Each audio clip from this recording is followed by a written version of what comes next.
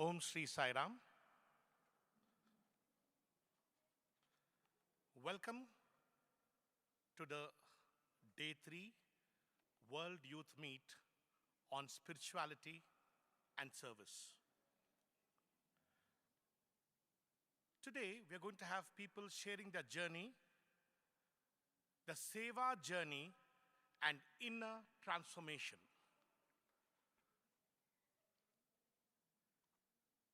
What's the difference between change and transformation?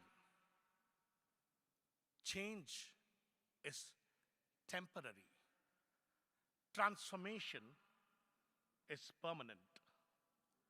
Change happens because many times people outside force you. Transformation happens from within. Change happens because of motivation from outside. Transformation happens because of inspiration from within. I would like to recollect an experience I had in the year 1989.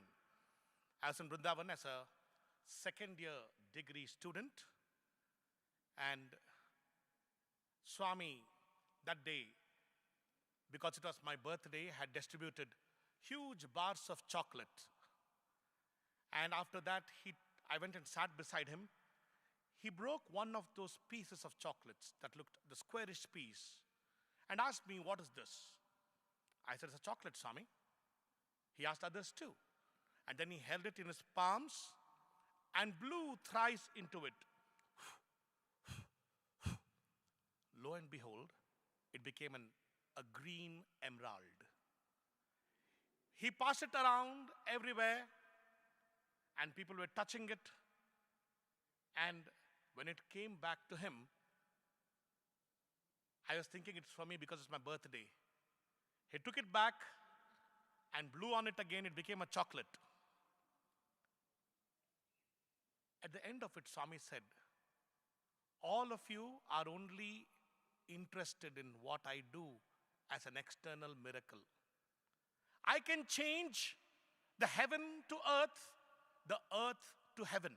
I can change anyone to become anyone.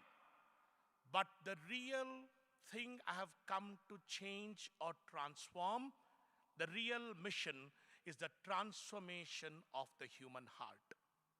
I was wondering, is it so difficult that Satya Sai Baba had to, first of all in the physical form and then in the subtle form, and now with, as Sadguru Madhusudan, I take so much effort to transform?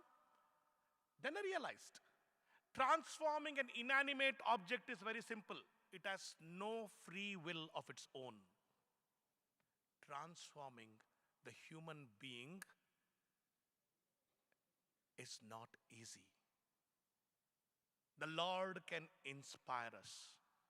But on earth, in this third dimensional space where we have time, space, free will, choice, and consequence, we need to take a decision to align our free will with His will, and only then transformation is possible.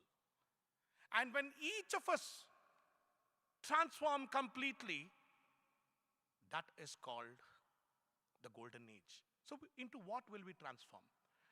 Last year, when I was going to the Center for Human Excellence, Gulbarga, for the personality development program, I messaged, I'm going to do the personality development program in mind power and behavior change. He said, "Make them like me." I said, "What?" "Make them like me." So what is He? What is He? We may talk of big adjectives. Love, Atma, Paramatma, they're only adjectives. But the only way you are Him is to feel like Him all the time. I'm not going to ask you to feel love, because we misuse the word love for many things. But Swami has, in the same breath, said, "Divyatma Swarupalara, Prema Swarupalara, Ananda Swarupalara, joy. The only way you can call yourself spiritual is by feeling joyful. Every moment, question yourself. Am I displaying ABC? Always be cheerful? Or always be castor oil face? What am I displaying? Every time I serve, am I serving with guilt? Am I serving with frustration? Am I serving with, oh my God, I got to do this? Or am I serving with joy? Am I serving with passion? Am I serving with compassion? The moment you serve with joy, with enthusiasm, with energy, with a smile on your face, that becomes the transformation of the service into spirituality. Because joy alone is the key, and that's why when you do feeding of the poor, you do it joyfully. You're not just feeding the body of the person, you're also feeding our Lord, because He has said, "Mi anandame na aharamu," your bliss is my food. So although we say, I am Atma, I am Brahma, doesn't matter. Question ourselves when we serve, when we do anything. Right now, am I feeling joyful? Right now, can I smile more? Right now, can I be more passionate and compassionate in every action I do? And that transforms the service into spirituality. And Seva journey and transformation being the theme today, there are umpteen number of people, youth across the 4 zones, who are actually serving with joy. The pandemic restrictions have not created fear, have not created anxiety. They're serving with passion, with compassion, with joy. And today, in June 2007. So don't come from a family that are Sathya Sai Baba devotees, but I certainly come from a family that believed in God, and my father was a very big Shirdi Sai Baba devotee. It was really when I met Sumit that I learned more about Sathya Sai Baba, and certainly was very intrigued with all the work that was happening around the world and in India. And I also read The Man of Miracles, and that was a book that I still remember to date. So in 2007, we got married in May, and Baba had asked us to come to Puttaparthi in June. So this was my first interview with Baba in the physical form, and as soon as I entered the room, I realized that I've met God. There were many things that he said and he did, that Baba said and did, which showed his divinity. There were a few things that he said to me which no one else would have known except for myself. And certain things that he actually told me, I didn't understand at that point in time, but it was over the last few years that I actually realized and understood the true meaning. In front of my eyes, I saw 3 materializations happen: a chain, a ring, and also an Akshay Patra, a container full of vibhuti, which he actually gave to me. And that was just such a surreal experience. I knew that day that I had met my Lord, and it was a wonderful beginning to a journey that I'm so fortunate and so blessed to be a part of. Then in 2008, I moved to Australia. Life became busy because I moved to a new country, I got a job, became busy with work, and later on that year we had a baby daughter, Saisha, so I got busy looking after her as well. Then moving on to 2010 to about 2013, I worked in various different hospitals in Sydney, Australia, worked in lots of different departments and specialties. And I'm so grateful for all those experiences, because as a medical professional, it has given me so much experience and so much exposure, and I truly feel that it's built me as a professional. I thought to myself at that time that I would become a cardiologist. you know, and when I was working in these hospitals, initially I thought that that's what I would do. However, after working in the hospital system for many years, I realized the challenges that it imposed as well. Doing night shifts, working late nights and long hours, I realized that that's not the life that I wanted for myself, and hence decided to do general practice training, for which I moved to 2 different country towns and pursued my fellowship in general practice in Australia. It was really in 2015 in March when Sumit had his first encounter with Baba in the subtle form in Muddenahalli.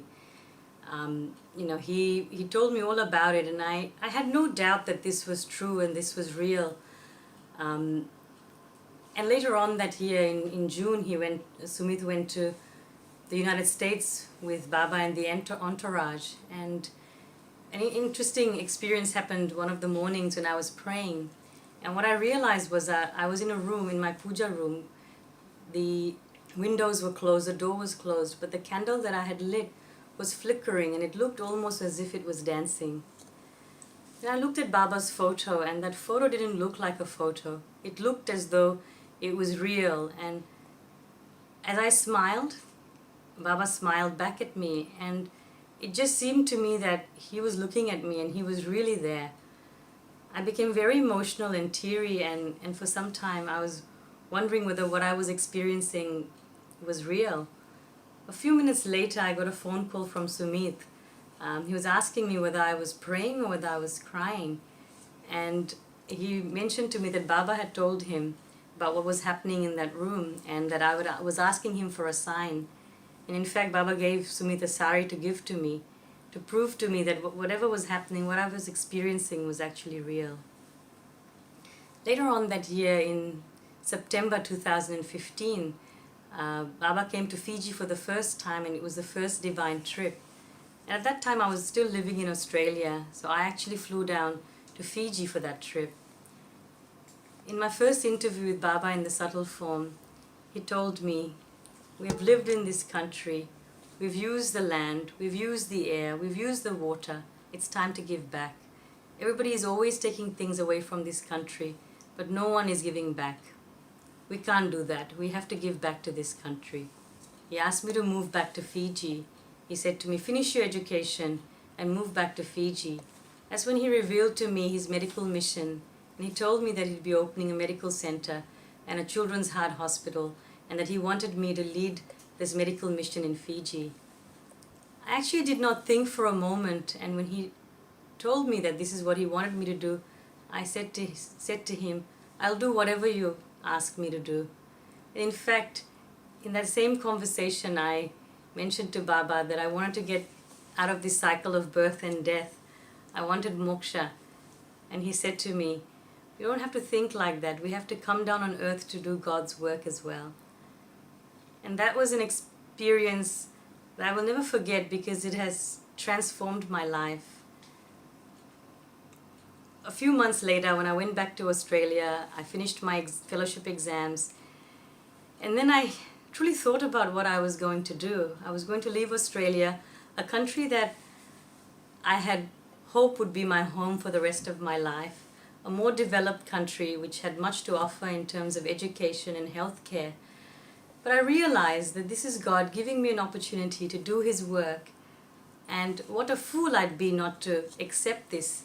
And I'd already promised him, and although I felt that it was a little bit difficult at that time just to actually do what I had said that I would do, I knew I had to do this, and that's the best decision that I made in my life, because I'm working for God now.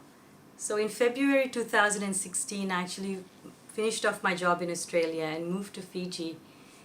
And within a month, Dr. Ashish Katewa, the pediatric cardiac surgeon from Raipur, had come down to do a scouting visit with the main hospital, the CWM hospital, for the upcoming children's heart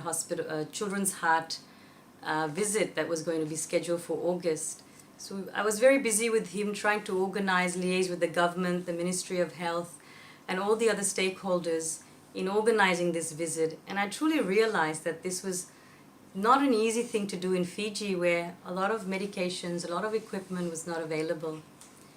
And despite all the challenges, we managed to organize everything. And that year in August, we had the first lot of free children's heart surgeries through the Sai Prema Foundation in Fiji, where 23 children were given a gift of life. Of course, Baba knew that this was what this country, Fiji, truly needed, because we do not have our own pediatric cardiac hospital or unit. And he encouraged us to continue doing these heart surgeries in the years to come. Again, that year, after the surgeries in August, Baba came for his divine trip in September. And we had some very memorable times with him during that divine visit, where we had an island trip.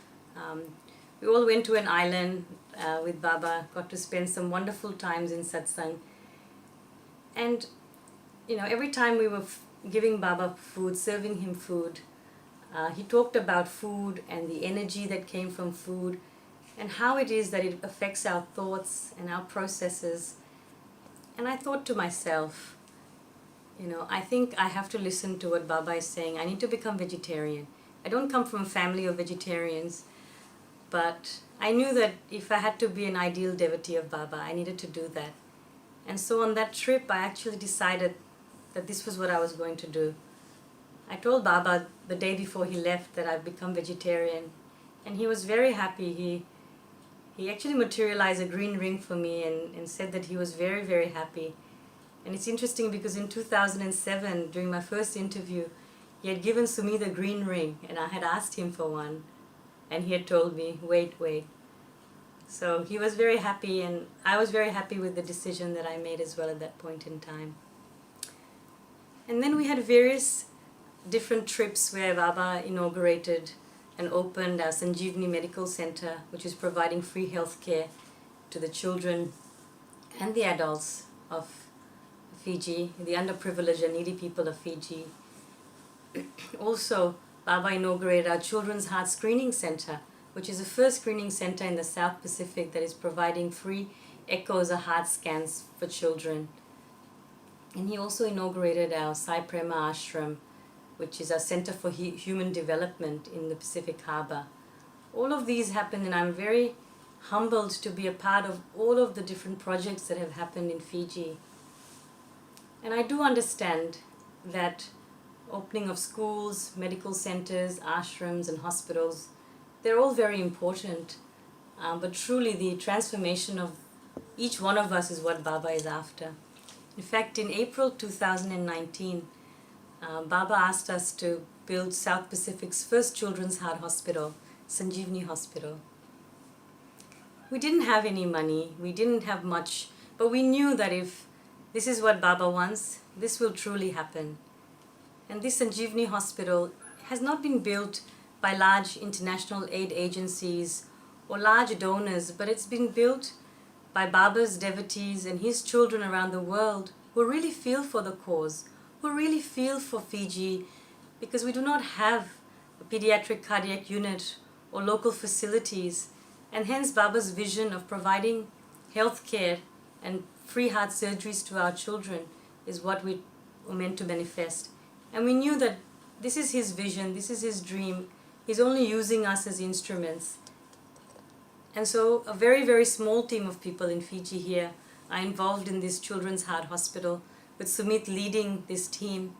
There have been incredible challenges, but we are so happy that we are near completion, and we look forward to the day when Baba comes and inaugurates this hospital, and when these children are operated on, and when they receive their free gift of life surgeries. I do have to say that when in August 2016, when we had the first lot of surgeries happen, I was in the operating theater, and I looked at this open beating heart during surgery, and I said to myself, this is the most amazing creation of God, truly incredible and marvelous. And although I didn't become a cardiologist and became a GP, I'm so incredibly blessed and have to thank Baba for giving me and all of us here in Fiji the opportunity to be a part of his medical mission here in Fiji of saving the children, giving them a new gift of life through providing free congenital heart disease surgeries.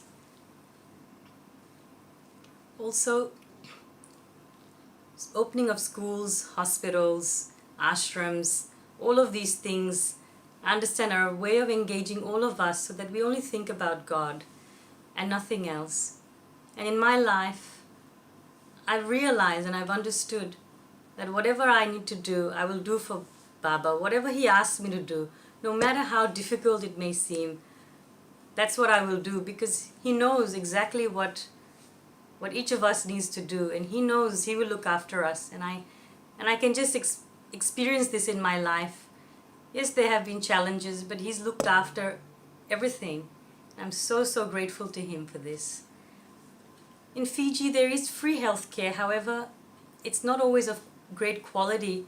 And in my day-to-day work, in my own clinic as well, I believe that, and I understand, and I imbibe Baba's practice and preachings of quality and compassionate healthcare, because that is what truly makes a difference. That is what truly touches someone's heart, and that is how we're able to heal patients. I'd also like to say that we're on this journey of transformation. I know that I'm not the same person that I was many years ago. Certainly I feel that I feel a lot more deeply for people around me. I feel that there's a lot more that I need to achieve and that we all need to achieve, but certainly Baba has been a constant guide, and I'm so grateful and thankful that he's been guiding us throughout this whole journey. Thank you so much for all that you are doing for us and all that you've done for us. And I can't wait for the day that I truly realize and truly become God. I know that's the journey that we all need to follow. And I pray to you, Baba, to help me on this journey of my spiritual transformation and to the ultimate where all we do is we merge into you. Thank you for this opportunity. Jai Sai Ram. Thank you. That was Sister Krupali Tapu from Fiji. We now move on to Brother Hector Wong Pakhti from Laos. Brother Hector Wong Pakhti is a very active Sai devotee from Laos. He has been involved in Swami's mission for more than 15 years. Brother Hector holds a master degree in developmental studies from Switzerland, and he has earlier taught at the prestigious Mekong Institute. He's really pleased to share about his own self-transformation with all of us today. Over to Brother Hector Wong Pakhti.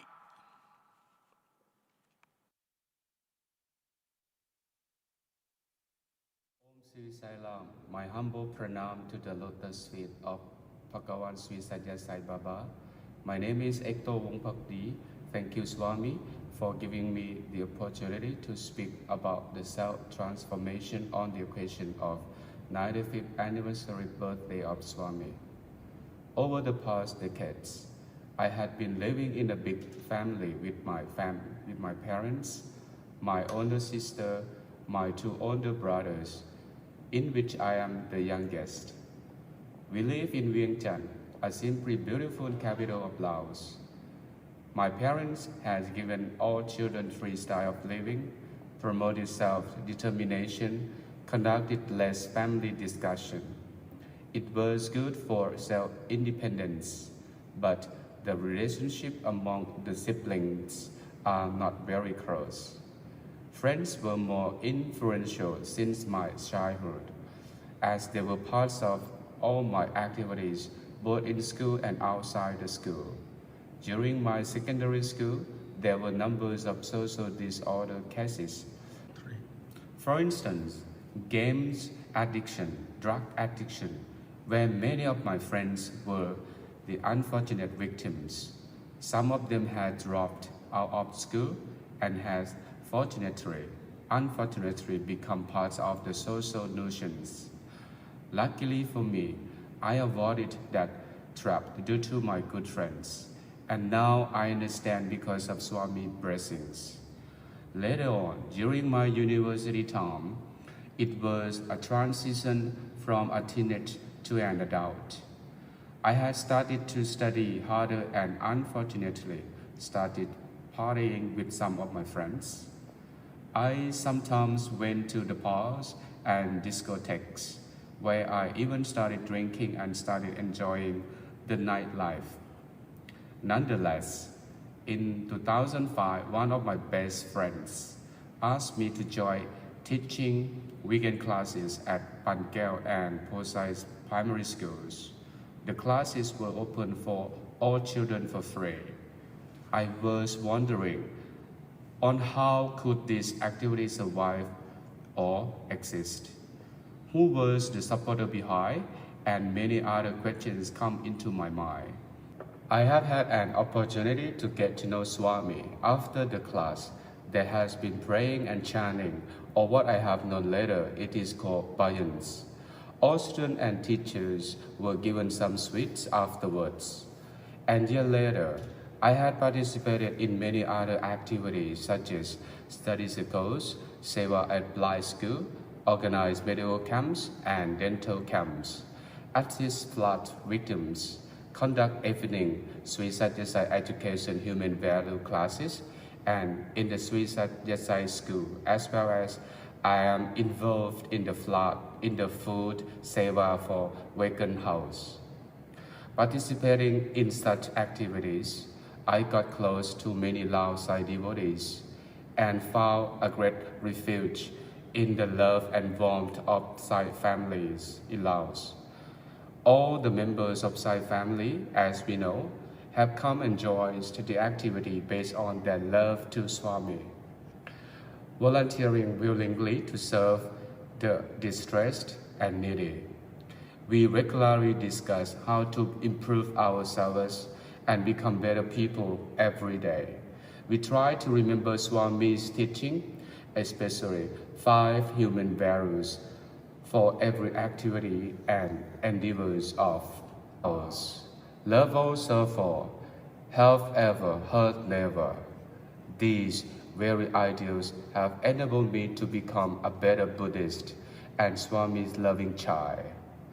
In the past, I was a Buddhist who used to learn and practice somewhat on the Buddha's teachings. I feel Swami's teachings have helped me to now better absorb Lord Buddha's teaching. As the ultimate goals of these 2 teachings is to teach all people, all their devotees to become good.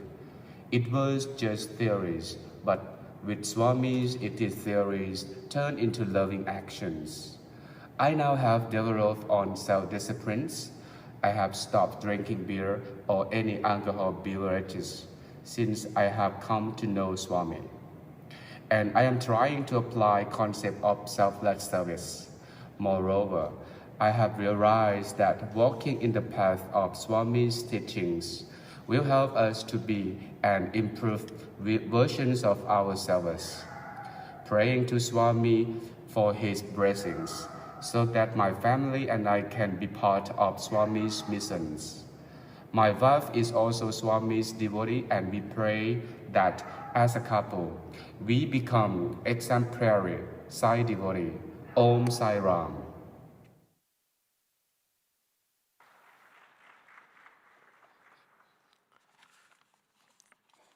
Thank you, Brother Hector Wong Pakhti. And we now move on to Brother Sheikh Ziauddin from Singapore. Brother Sheikh is married and with 2 children and doing a perfect work-life seva balance. And he works in the pharmaceutical industry. He was immensely inspired by Swami's speech last year during the 94th birthday celebrations about not letting anyone go to bed hungry. And he started the Feed Singapore Seva project together with his wife, Sister Rosina. And the fact is that Swami is the one who has named the Seva project as Feed Singapore. So over to Brother Sheikh Ziauddin from Singapore. Sai Ram. My humble salams at the lotus feet of my most beloved Bhagawan, Sri Sathya Sai Baba, respected elders, brothers and sisters. Swami, during his 94th birthday celebrations, initiated a project saying no one goes to bed hungry, especially elderlies. He wanted all the youths to take up this project and serve in their respective countries. When I came back to Singapore, this message was ringing in my ears constantly. I wanted to see how we can initiate this in Singapore. With Swami's guidance, I managed to connect with a few of the government agencies and was able to reach out to the elderly residents in my neighborhood. Swami's words were indeed true. The residents I met were going to bed hungry as they are unable to cook or buy food from downstairs in the nearby coffee shops. We started to serve 10 residents. From there, we slowly kick-started this project. But as days goes by, a lot of obstacles were met. Examples: financial difficulties, lack of volunteers to distribute food, and many more. We were taking this project in our own hands. Then we asked Swami's guidance, and a message came upon: let go and let God. The moment we realized that we are holding the project ourselves, that was where we met with a lot of obstacles. When we let God handle the project, a lot of miracles started to happen. That was where we learned letting go and letting God is the best possible way to lead a project or even lead your life. For now, Faith Singapore is serving over 100 elderlies weekly with a wholesome meal. From this seva, what I have learned is to see God in everyone. For me, personally, to see God outside my family members was easy.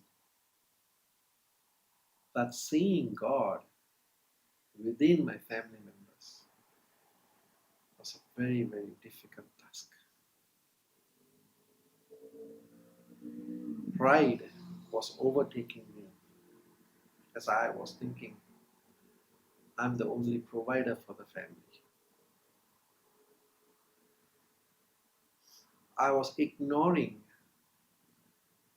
the feedback, the advices, the suggestions given by them for this project.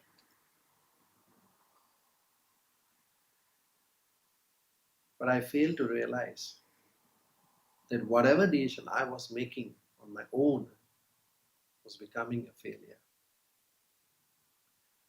And Swami made me realize that even a tiniest advice from my family members was making things work so smoothly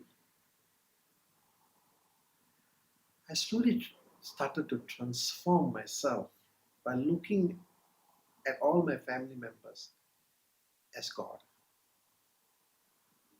And now I'm slowly but surely beginning to look everyone as God. I'm taking this opportunity to thank everyone who is a part of this Faith Singapore project. And my heartfelt thanks to my one and only Bhagawan, Sri Sathya Sai Baba, for giving me this opportunity to serve so many elderlies in Singapore. Swami, without you, this could not be possible.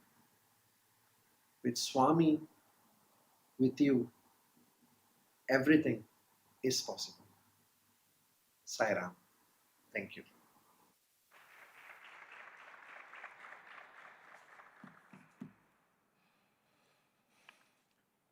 Thank you, Brother Sheikh Ziauddin. The next video is from Sister Nana Katoka from Japan. She's been actively engaged in youth activities in Japan from the past 5 years. Sister Nana has also been learning Drupad of North Indian classical music from her Guruji, Pandit Ritvik Sanyalji. And over to Sister Nana Katoka.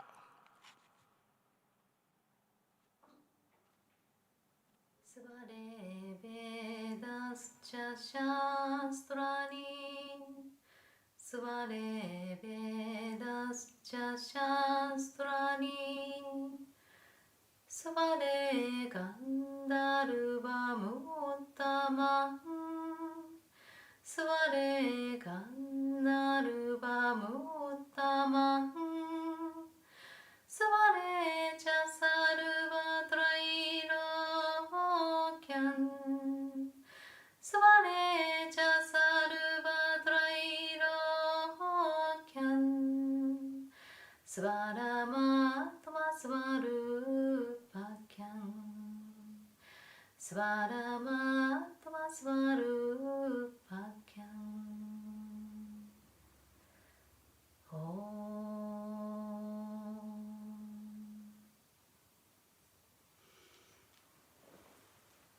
Offering my humble pranams at the divine lotus feet of my Guru Bhagawan. Respected elders, dear brothers and sisters, Sairam. This shloka of my Guruji of North Indian classical music, Drupad. It means everything about that Veda is in the sound. Several years ago, Swami guided me to learn Drupad. I deeply attracted to it. As soon as I started learning Drupad, these few years I spent my time staying in India for my practice. Drupad is also Guru Shishya Parampara, learning face to face. Student catches Guruji's sound. When I was to start learning Drupad, Guruji said to me that among other instruments, especially vocal training, will take time. At the first 1 year, 2 years, the class went well, and I was able to understand it.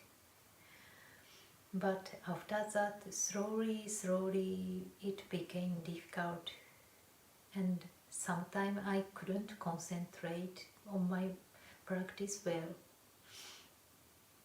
I felt I'm not understanding the sound deeply, different with are the sound and music.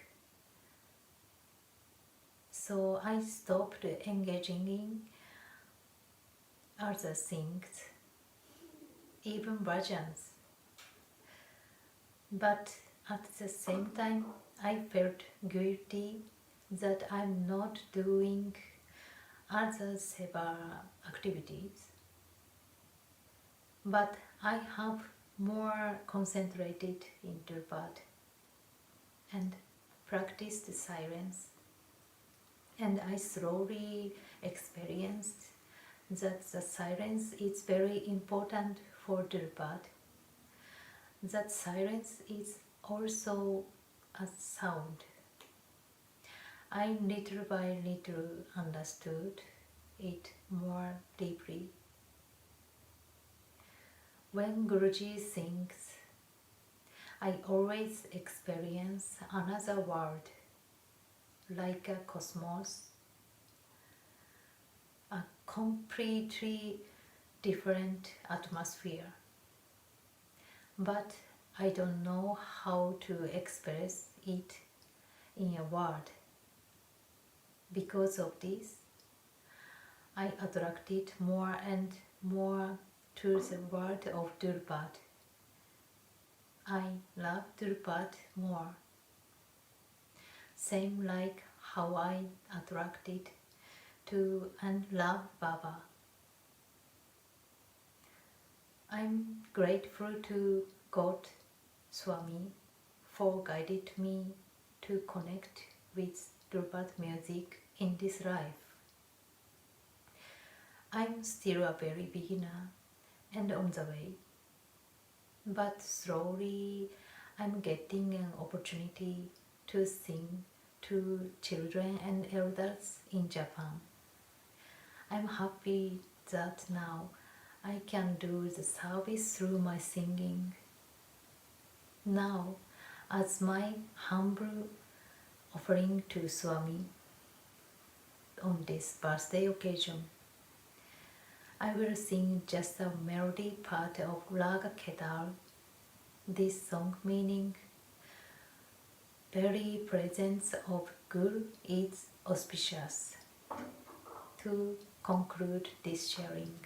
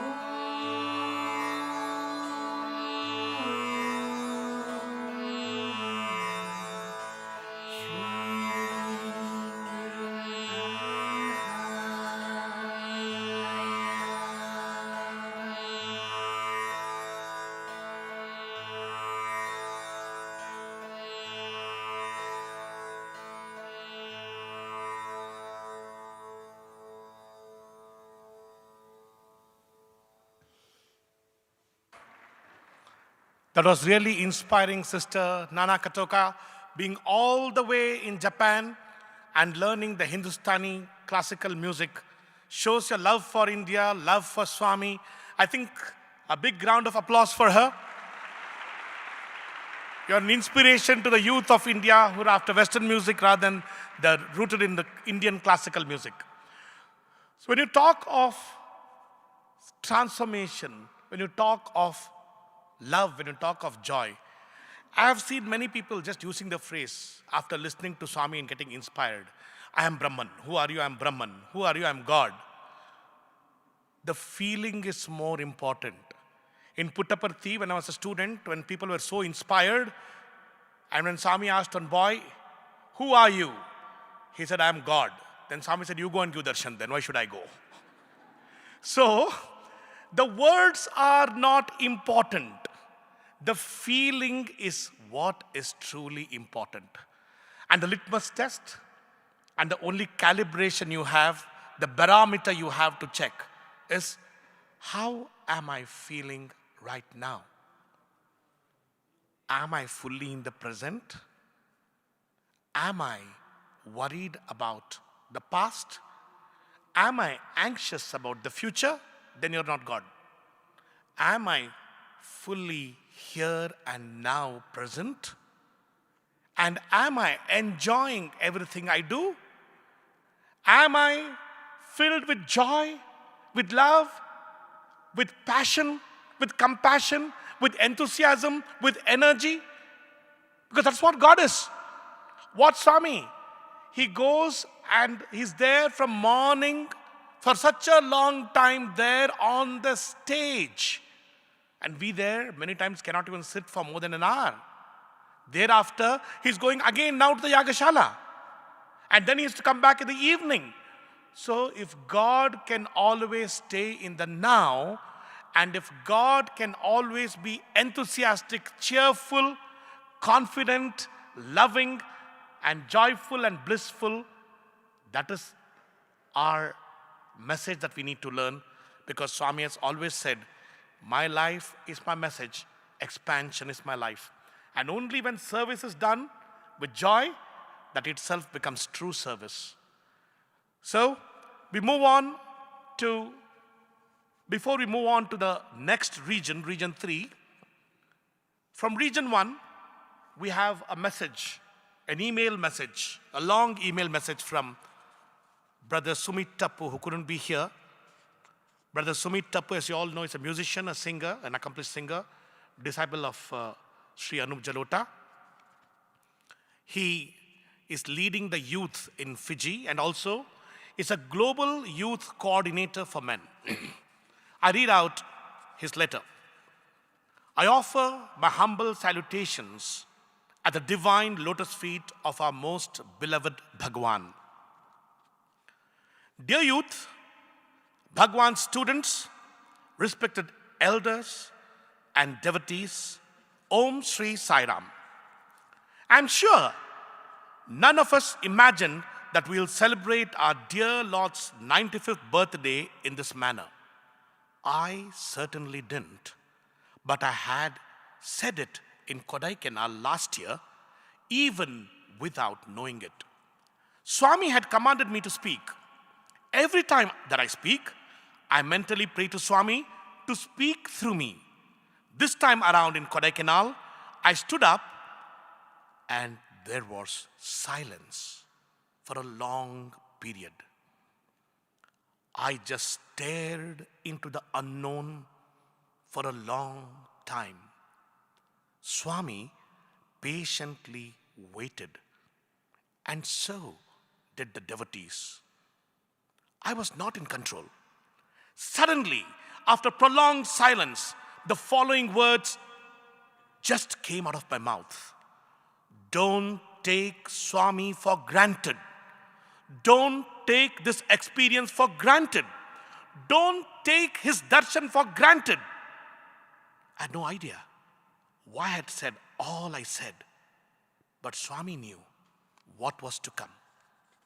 Dear youth of the world, just like all of you, I too am sad and hurting that we cannot be with our Lord for the divine birthday celebrations.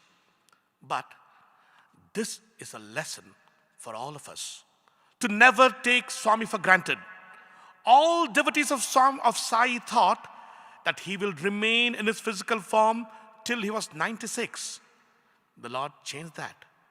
In this mission, we all took as granted that he will visit our countries in such and such a month, and we will be in Muddenahalli for his 95th birthday.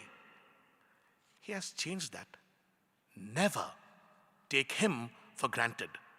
Every moment with the divine is unique, special, and a blessing from the highest heavens. Savor it. We all need to work even harder to ensure that we follow his command. We all need to pray harder to overcome these difficult times. But the reality is that the time has come to rise. Rise to becoming. Rise to walking, talking, doing Satya Sai Babas in the world. The times we live in are so unprecedented and surreal. These will be written about in detail in the decades and centuries to come. We saw God in the form of Bhagawan Sri Satya Sai Baba come down from the highest heavens to earth to lead us to the royal path of divinity. We have now witnessed our beloved Sadguru Sri Madhusudan Sai ascend from man to God. Our Sadguru's life is now our benchmark to rise to realizing the divinity within, to rise to become God. Our divine master is guiding us by first being the perfect example himself of what we need to become. His words and command should become our Bible and our way of existing. Remember, we have all been handpicked. Let's not waste even a second. Such an opportunity is not given to all. The best way to engage our minds, purify ourselves, and ascend to the heights of divinity is through service. Service teaches us the true meaning of divine love. Love is a state of being where we give without any expectations and without the need to expect anything in return. Love is an existence where everything is God. This is true divine love. Service will teach us surrender. Surrender cannot be learned by sitting at home and reading about it. Surrender is when we embark on a project and we are in that state of total helplessness and without an answer. It is then that we realize that He is the doer and we are merely His puppets. In this moment, we begin to understand what surrender is. Service will teach you faith. Faith is when you do as God says without thinking of any consequence. These projects happening all around the world is nothing but a manifestation of faith. The moment we put our mortal human monkey minds to the divine command of Swami, we bring in its frailties and immediately put a limit on that project. True faith is when we allow Swami to do as Swami wants, as tough as it may seem. In February 2016, in an interview with Bhagawan in Muddenahalli, he told me, I am going to tell you what I told Madhusudan some years back. This is the secret to this mission. To be the instrument that I want you to be.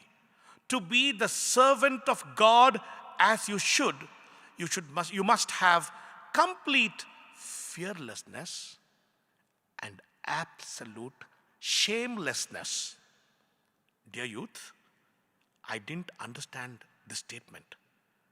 What did Swami mean when he said that? It's only when I embarked upon the mission of Sai to manifest his command in my home country, Fiji, is when I realized what complete fearlessness and absolute shamelessness meant. And one can only realize this when one engages in serving the Lord and doing as He says. Every single person must plunge into service. It's only then that we will shed the layers of imperfection within us. Dear youth, the time to make excuses is over. Swami said to me, come what may, just do as I say. I'm humbled to tell you that this is what we have done in Fiji. In building the hospital, we have faced monumental obstacles. Obstacles we thought couldn't exist. On top of those obstacles, COVID-19, lockdowns, restrictions, curfews, border closures, port closures, the list goes on. But we never stopped. We kept going with one pointed focus. Absolute love, absolute faith, absolute surrender, absolute fearlessness, absolute shamelessness. And the end result? An edifice of love, as per the will, command, and blessings of Swami, which will eradicate tears from the eyes of mothers in Fiji and the South Pacific and save the lives of countless children. Dear youth, every nation has this opportunity to create an edifice or project which will not only physically heal, but be the vehicle to transform an entire nation by being that inspiration and guiding light. I'm already seeing it in Fiji. And what does Swami need from us? Actually, he doesn't need any of us. With us, without us, in spite of us, his mission will manifest. But do yourself a favor. Take advantage of the opportunity that he has given and make yourself available and allow him to do as he pleases. Rise. It's time to rise, dear youth, from human to divine. If not now, then when? If not now, then never. Jai Sai Ram, signed by Brother Sumit Tapu. A big round of applause for Sumit Tapu for his inspirational message. I felt the inspiration, I kept reading it. Lots of points to take away from this. So after Region 1, we move on to Region 3 and Brother Victory Craxi. Brother Victory Craxi studied in Swami School in Puttaparthi from 5 to 18 years of age through primary school and higher secondary school. He then graduated in Bachelor of Ayurvedic Medicine and Surgery from the Gujarat Ayurveda University in 2011. He practices Ayurveda in Italy as a physician and a teacher of the same, along with Vedanta philosophy. Over to Brother Victory Craxi.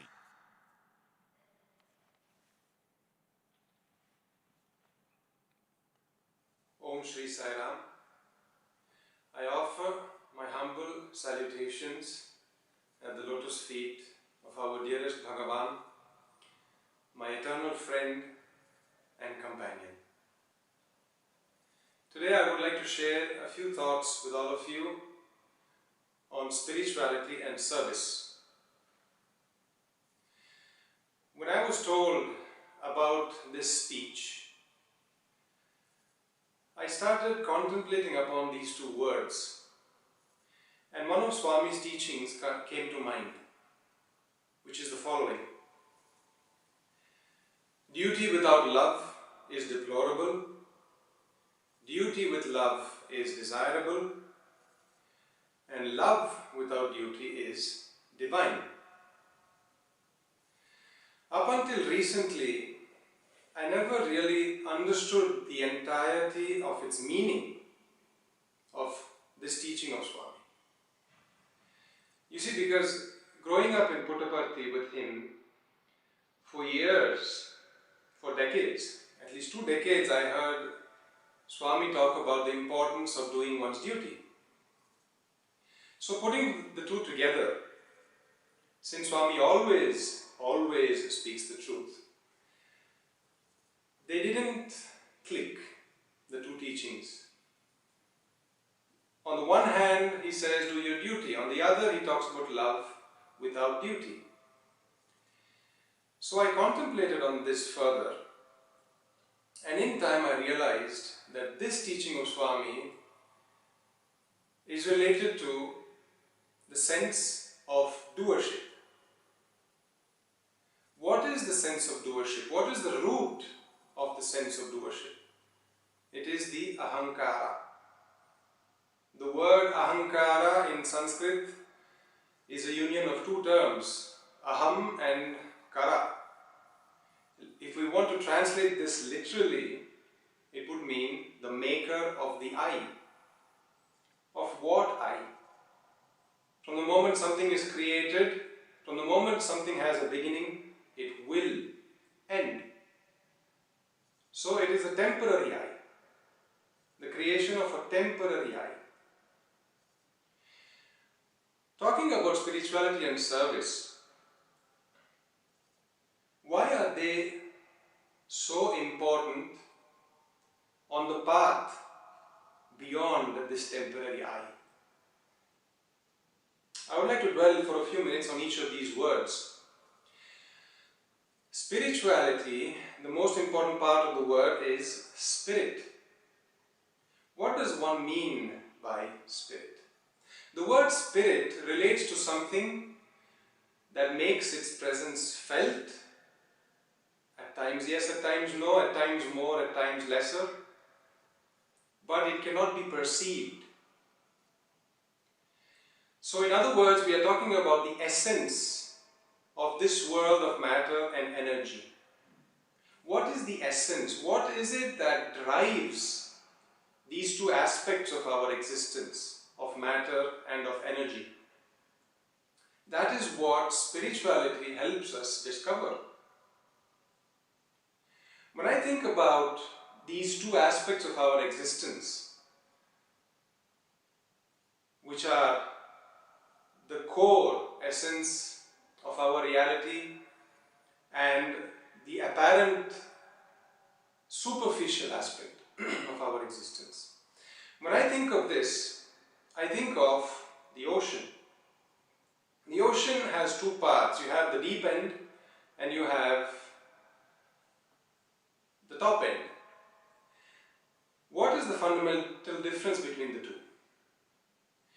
At the deep end, what is present is peace. What is present is silence, and what is missing is temporary expressions of movement,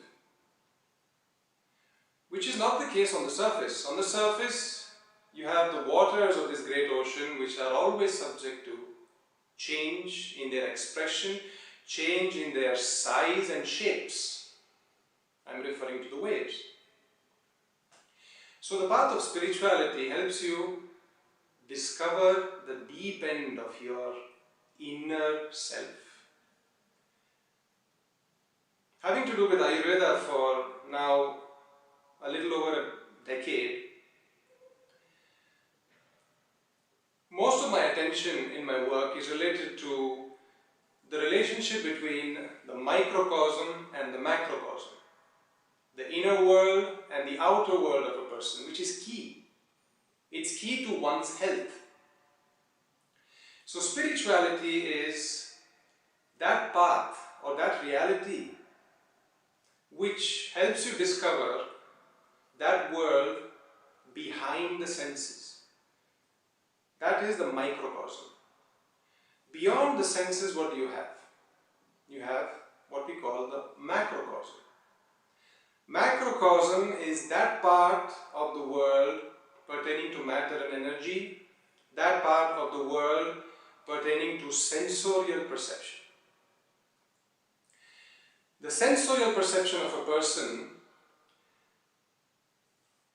using the analogy that I previously mentioned of the ocean, is found at the surface.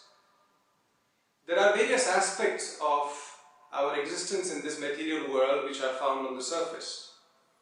You have the ahankara, which is the I maker, the identity or the identification with this body, this name.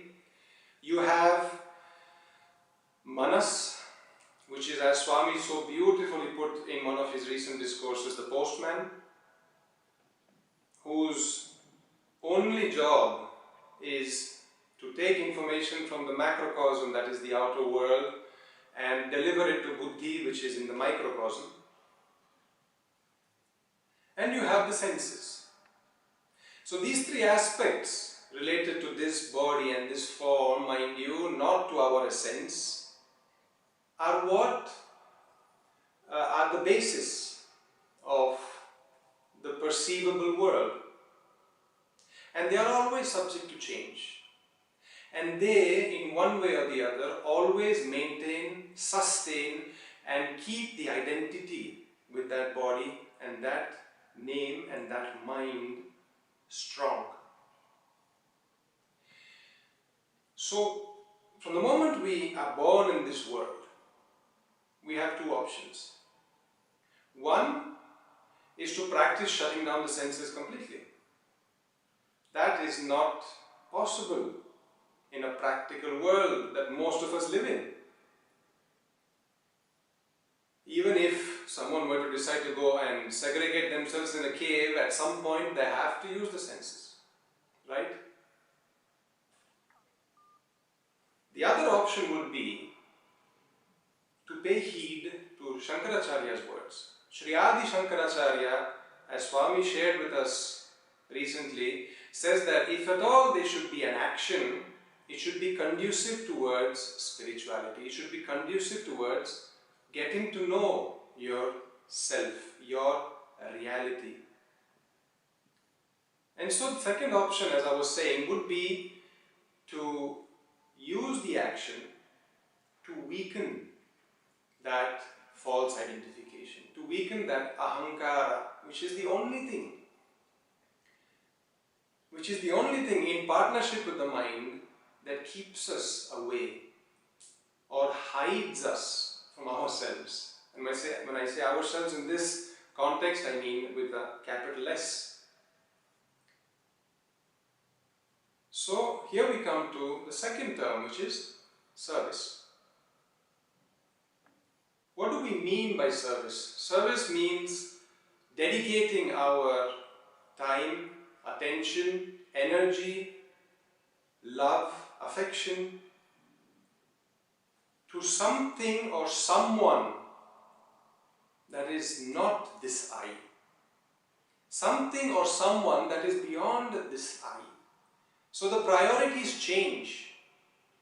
Our actions don't become any more related primarily to satisfying this I, but they become related to setting this I aside and telling the mind, keep quiet, I'm doing something over here.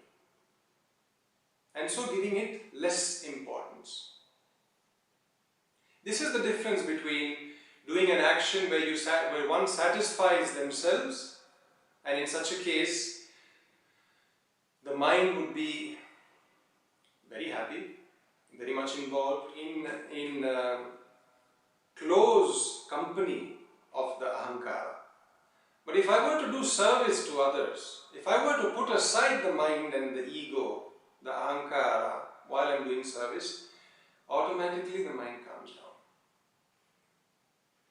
The mind calms down and gives way to a certain peace that no other action that we may carry out can bring. What comes to mind is a few years ago, actually a few months ago also, here in Milan we had gone to feed the homeless, and there were a few people in the group who haven't had the opportunity yet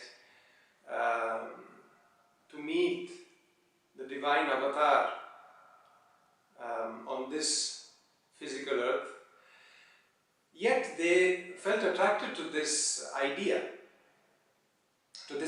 of service, of going and helping somebody else.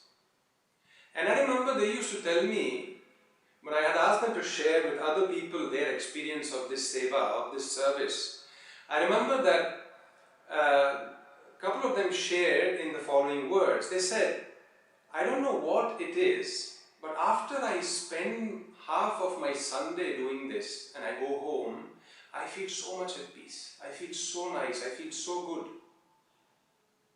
So you see how service is something that speaks to the soul. It speaks to the soul, notwithstanding the fact that the person cannot decipher or understand the why. The person can't understand maybe why is it that this is happening? How come doing service is helping me so much? But they do it.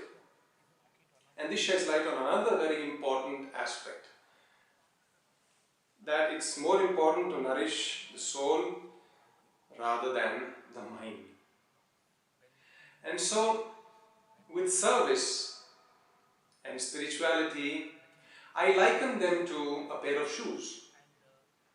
You see, if we were to walk a non-trodden path, and why do I refer to a non-trodden path? If a person is experiencing spirituality and service for the first time, it will be a non-trodden path for them. It will be a path that they never have taken before. So if someone were to trod on such a path, full of herbs, full of thorny bushes, full of stones, sharp stones on the floor, a pair of shoes would help a lot, wouldn't they? They would make the journey more comfortable. They would make us go faster towards that destination that is ourselves. So up until we are dealing with this illusion, the best way to deal with this illusion of separation from our true selves is through spirituality and service. The two together are a fail-proof are two fail-proof instruments for us to live our lives comfortably, suffused with love for others, and this automatically suffuses us with love. It doesn't matter how it happens, it doesn't matter if you can't explain it. What matters is that we experience it, so that we can be that love. Swami had said, when one dies, one truly wakes up. What does this mean? Am I referring to the physical death? Does it have to be the physical death? No. The death of the false identification, the death of the ego. That is what Swami is referring to when he says, when you die, you really wake up. Wake up to what? Wake up to your reality. And there is one very important part of what we can perceive in this world, which is a bridge to that reality, and that is silence. Swami has always spoken about silence. Swami has always spoken about how you can hear God's word in silence. And what is that God's word? It is nothing but yourself. It is nothing but ourselves. I thank Swami for this opportunity, for sharing my thoughts with all of you. And I would like to close this speech sharing with you how it is great to imagine being with all of you in this moment, even though it is not the case physically. For sure, all of us who are not there with you are there with you in spirit. Jai Sara. That was Brother Victory Craxi from Italy. I know him as a small boy in primary school, and Swami also used to. He and his father were instrumental in his uncle, the former Prime Minister of Italy, Bettino Craxi, the first Prime Minister who visited India for the darshan of Swami, to come to Swami in 1985. Thank you, Brother Victory. And we now move on to the next speaker from the United Kingdom, and she's Sai Ma Shivakumaran. Sai Ma Shivakumaran hails from a family of 2 generations that has been following Swami. Currently, she's an active member of the UK youth group and works as an audit associate for one of the big 4 financial service firms. Over to Sai Ma Shivakumaran. Om Sri Sai Ram, offering my most humble pranams at the divine lotus feet of our most beloved Bhagawan Sri Sathya Sai Baba. Though we are unable to be here today, and how we are all missing you so much, Swami, we are so grateful to have this opportunity to speak. Today, I'm here to speak about my experiences on the connection between selfless service and spiritual practices. Swami said, if you truly want to help me, you have to become me. We are divine, but how do we experience this? Through selfless service and spiritual practices, we remove what we are not: the ego, the attachments, the desires, to finally become who we truly are. I used to think seva was the 2 or 3 hours we spent in the weekends going to town and serving those in need. And the rest of the week, time spent just doing duties and studying. But is this what seva really is? What is seva and what isn't seva? Yesterday, I watched one of the most inspiring speeches given by one of Swami's students. Though it was taken a few years ago, I could still feel his devotion and love and complete surrender to Swami. Is that not service? Inspiring those around him by expressing his unconditional love for Swami.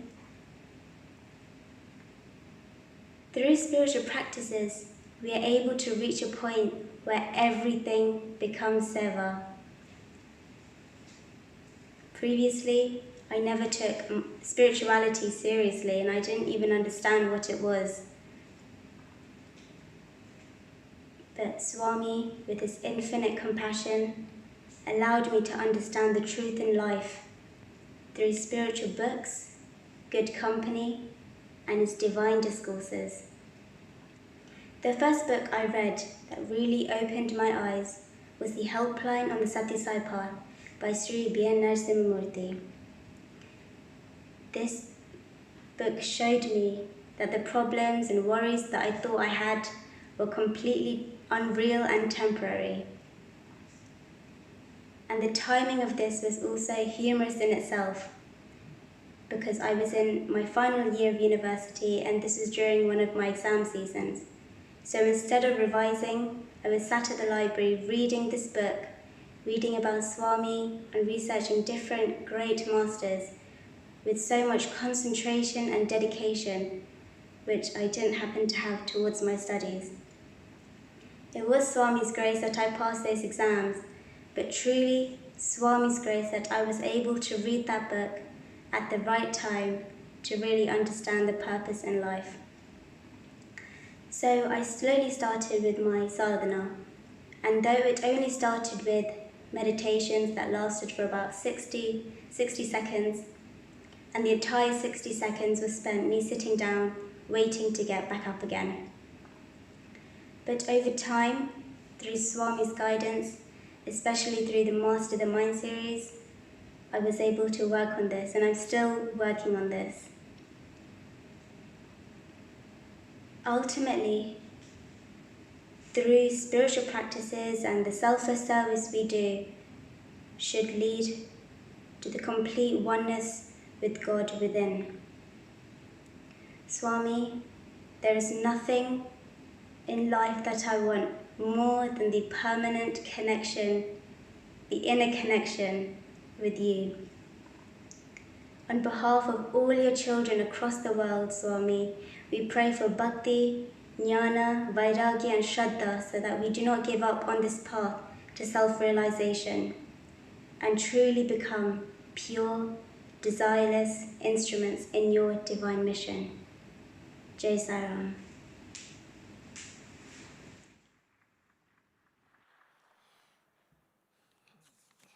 That was Saima from UK. Thank you, Sister Saima. We now move on to Sister Sujraya Bhatt from Canada. Sister Sujraya Bhatt is blessed to be a fourth-generation Sai devotee, and she's an alumna of Sri Sathya Sai Primary School, Puttaparthi Prashant Nilayam campus, now settled in Toronto, Canada. She is currently in the process of studying to become an international lawyer as per Swami's command. Over to Sister Sujraya Bhatt. Om Shri Sai Ram. I offer my most humble pranams at the divine lotus feet of our Master and Eternal Guide, Bhagawan Sri Sathya Sai Baba. Respected elders, dear brothers and sisters, and Swami's dear students, Sai Ram to all of you. Swami, thank you for this once-in-a-lifetime opportunity of being a speaker in your divine presence.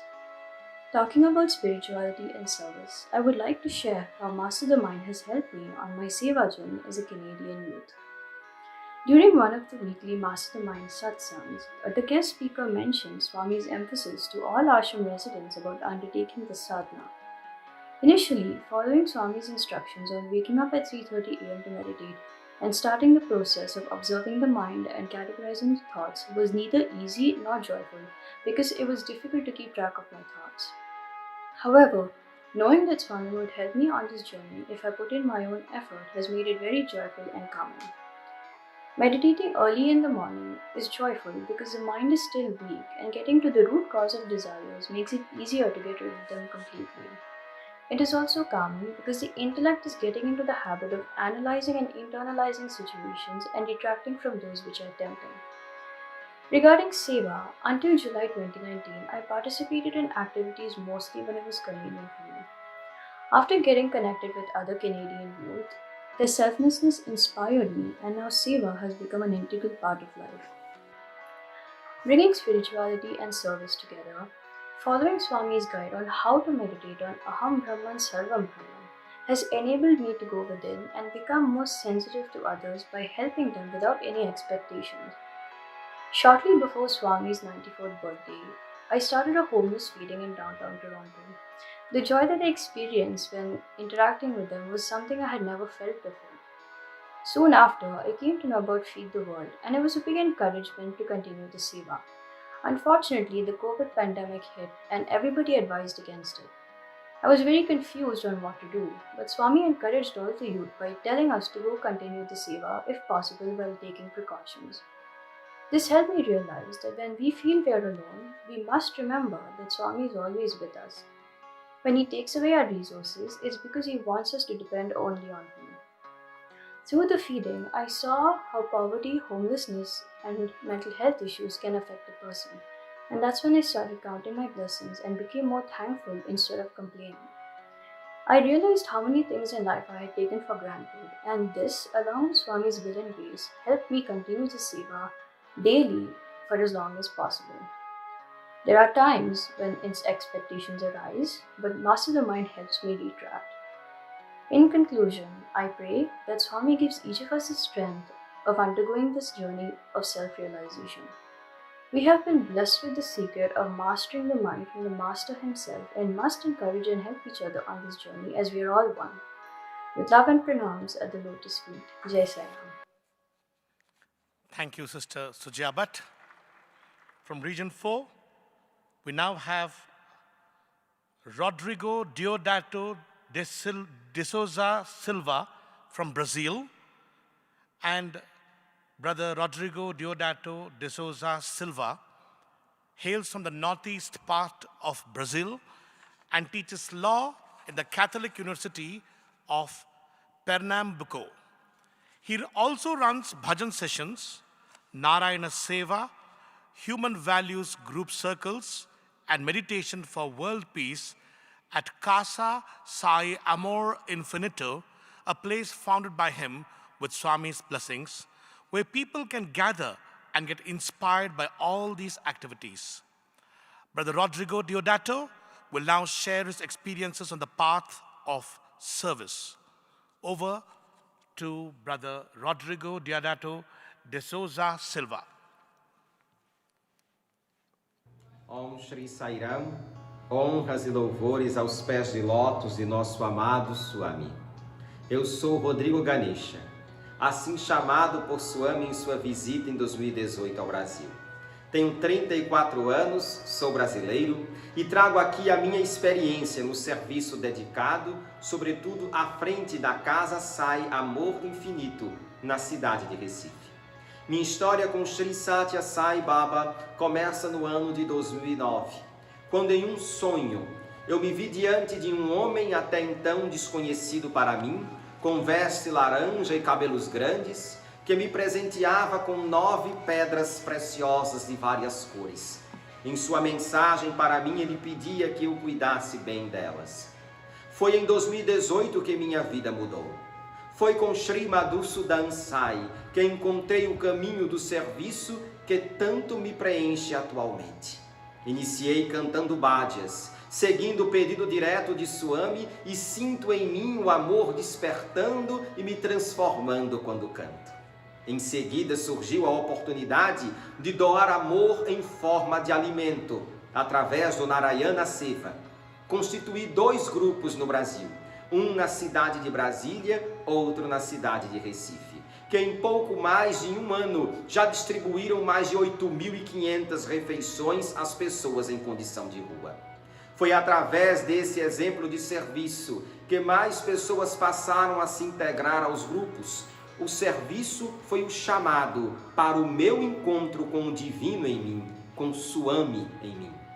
Durante as celebrações do Guru Purnima de 2019, escrevi uma carta para Swami. No dia do meu aniversário de 33 anos, com um sentimento de serviço e dedicação que jamais havia sentido em minha vida.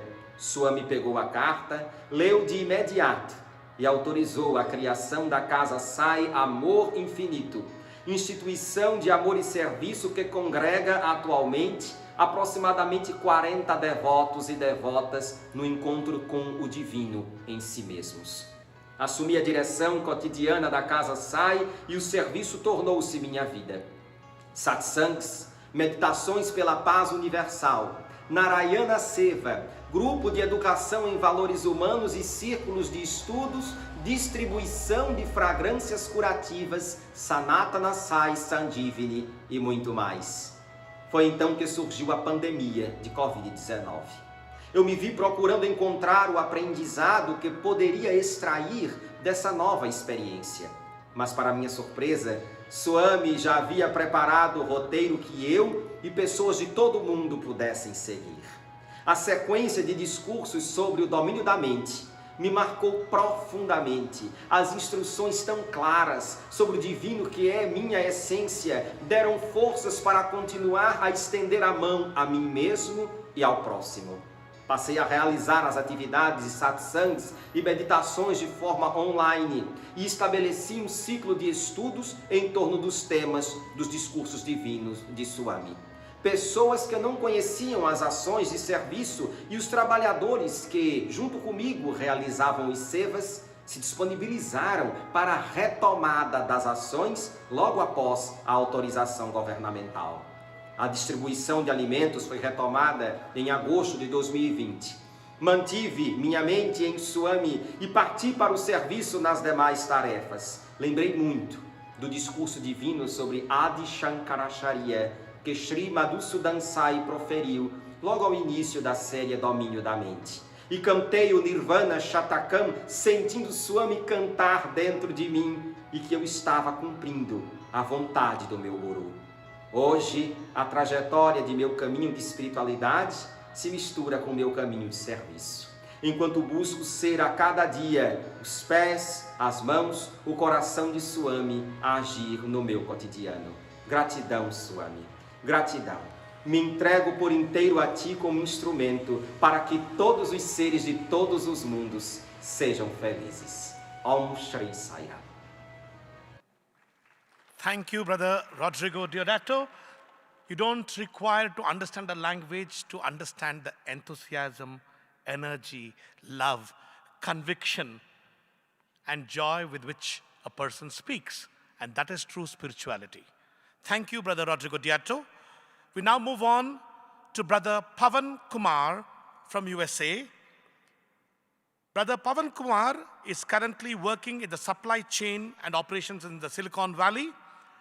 He's serving right now as one of the youth coordinators in Region 4 as per Swami's divine direction. Over to Brother Pavan Kumar from the USA. Om Sri Sai Ram, offering my most humble and loving pranams at the lotus feet of our beloved Swami, Sri Madhusudan Sai, respected elders, dear sisters and brothers. We all have many reasons to be grateful to our beloved Swami. On this most auspicious occasion of the 95th year of the Avataric Advent, one of the primary reasons that we all have to be grateful is that the Lord chose to descend to take this beautiful avatar so that each one of us gets an opportunity to directly experience God in some way or the other. This is definitely one of the greatest benediction conferred upon us. Some time back, I was presenting in His divine presence and had concluded the presentation saying, Swami, thank you for making us all a part of your mission. And Swami immediately corrected me and said, you are not a part of the mission, you are the mission. All these projects and activities are for you, he said. This was such a profound revelation to me. And then I realized that all these activities, be it at home, at work, bhajans or seva. All this is for helping me to grow as an individual, to reduce my ego, and also to reduce my body consciousness in this process.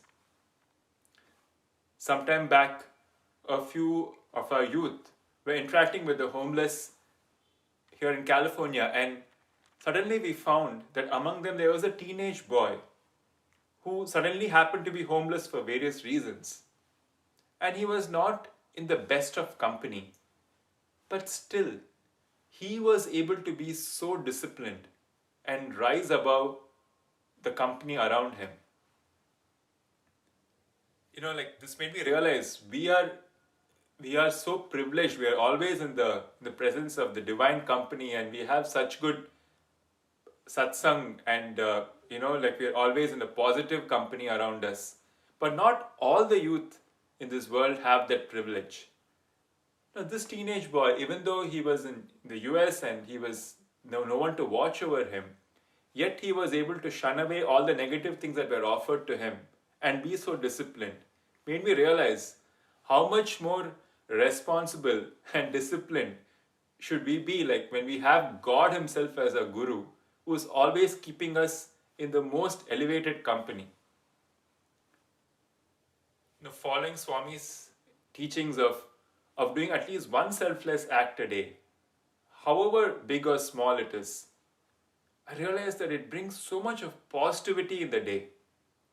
And very interestingly, after doing a selfless act, even at work, the meetings which are usually very contentious, they become resolved, and they resolve very amicably. And the whole day is very pleasant. And there's this sense of happiness which cannot be explained but has to be experienced. Sometimes when we take up some projects, we feel that these are very complex. How are we able to complete them? Here we used to do a soup kitchen once a week where we serve about 500 meals during lunch.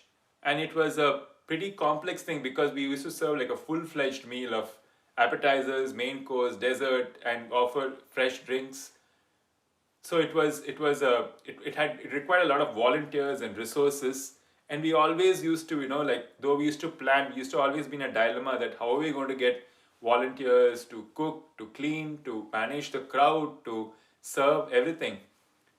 And then every time, even though we used to wonder, every project we used to always have volunteers come at the last minute and resources come at the last minute, and it used to go very smoothly. And not only that, the guests who come and partake the food, they're predominantly non-vegetarians, and we serve like a full course vegetarian meal, and they used to love it. They used to say that this is the best meal that they get during the week, and they used to always look forward to it. This goes to show that even if you put in a little bit of effort in a selfless act, as Swami says, the divine grace will make sure there are enough resources and will take the act to completion. And in the end, we will just be witnesses to this marvelous act. I would like to end with a small story. There was once a lifeguard sitting on the beach looking at the ocean.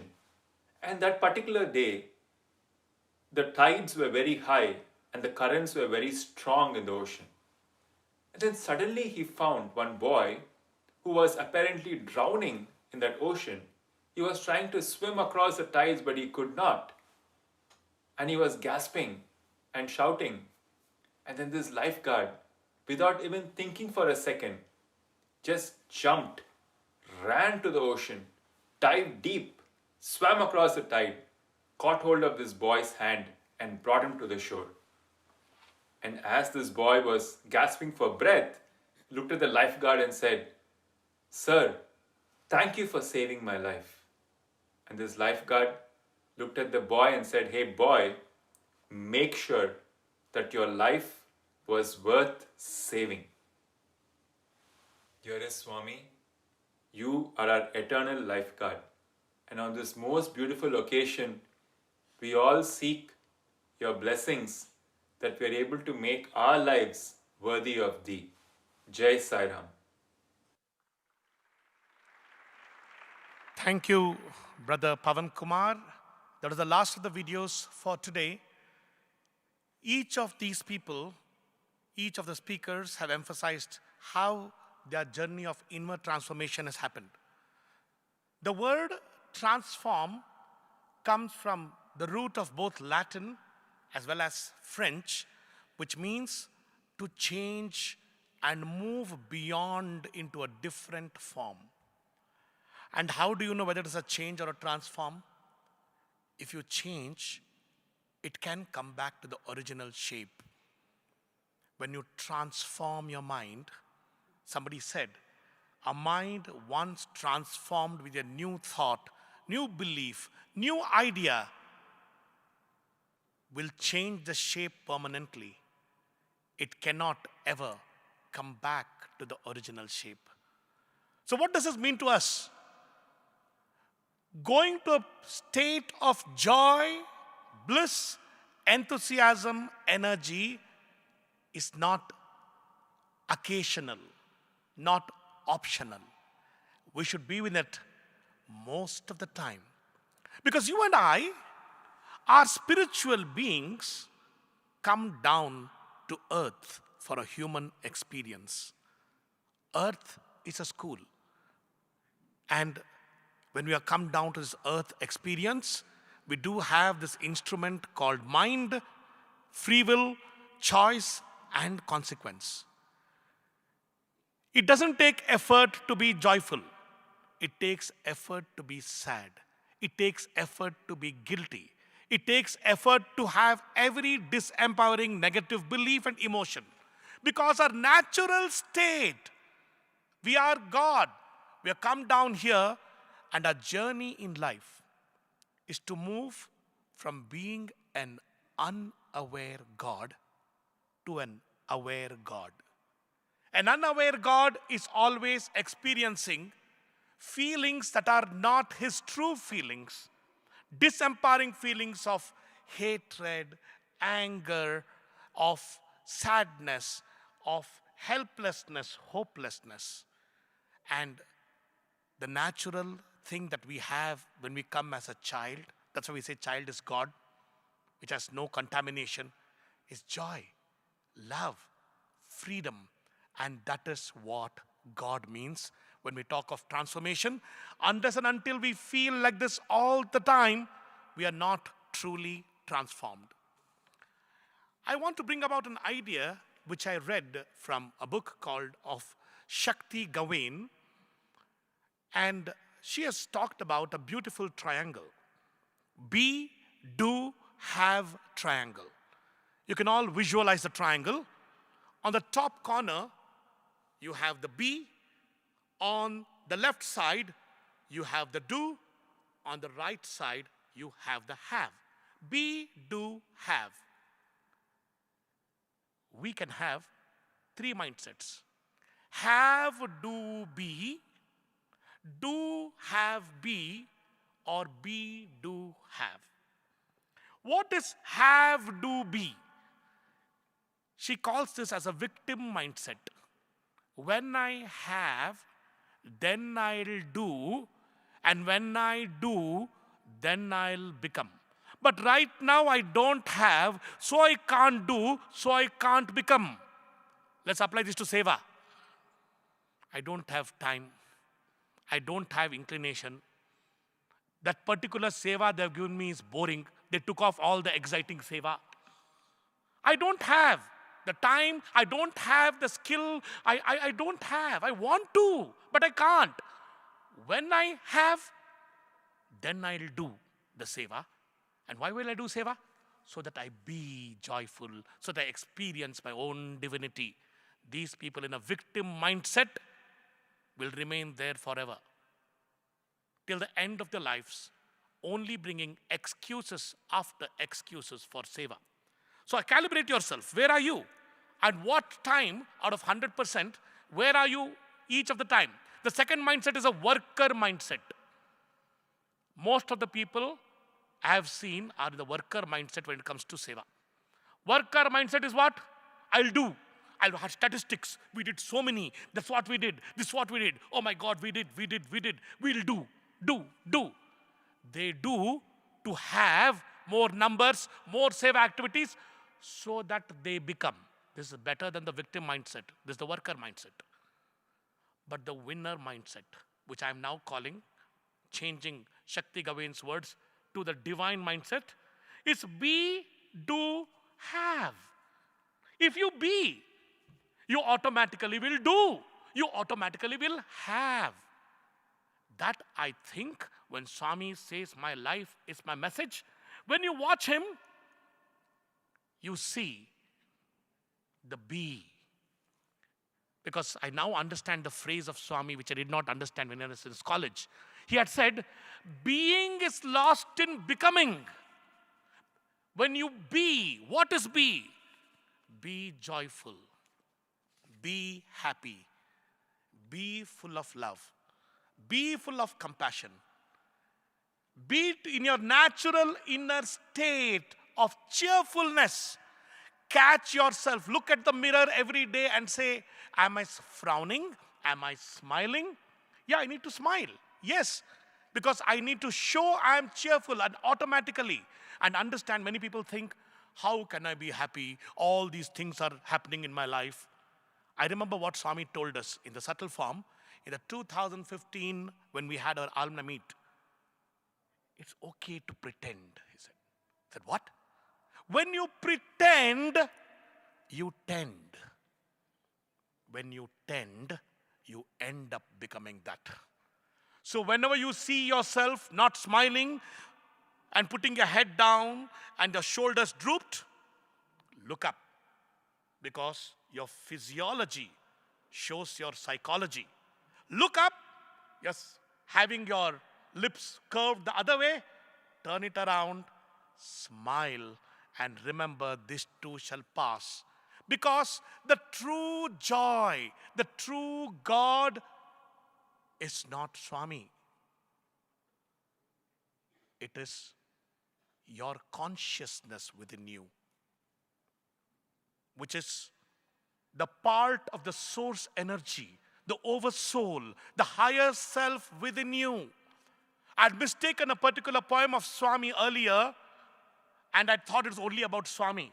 And that poem was, Korina Palamichu Kamadhenuvulunda Dhanamichik Avunu Konaganela. When there is a Kamadhenu, which is the wish-fulfilling cow, which is there to grant you everything, why do you need to spend money to buy a cow? Mandada Kantito Meru Parvatam Unda Vendi Bangaru Kai Vetukanela. When you have the Meru mountain full of silver and gold with you, why do you need to search for gold and silver elsewhere? Adigina Palamichu Kalparuksamunda Perati Rukshamukai Pritiela.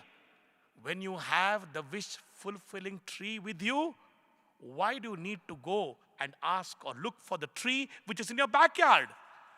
Bhakti Muktilichu Bhagavantanitanunda. Bhakti Muktilichu. The one who can confer on you devotion, the one who can confer on you the mukti. Bhagavantanitan. What is mukti? Merger in the divine consciousness, which is feeling joyful always. It's not a place where we go after death. Bhakti Muktil Itanunda. Bhakti Muktil Ichu Bhagavantan Itanunda. Padu Samsarambu Povanela. Let's let go of the world. And now I realize when he talks of, when all these are present, I had earlier thought he's talking of Sathya Sai Baba. Then I thought, oh, recently he's talking of Sadguru Madhusudan Sai. But now, after listening to all the discourses recently, I understand the whole thing is within you. The Kalparuksha, the Kamadhenu, the Meru, the Akshaya Patra, the divine is within you. And the only way you can prove it to yourself and to others is to ABC, always be cheerful, always be joyful, have fun. I've not seen Swami talk seriously. Most of the time, Swami makes fun even during spiritual discourses because life is fun, life is joy, life is love. With this, we come to the end of the day 3 afternoon session.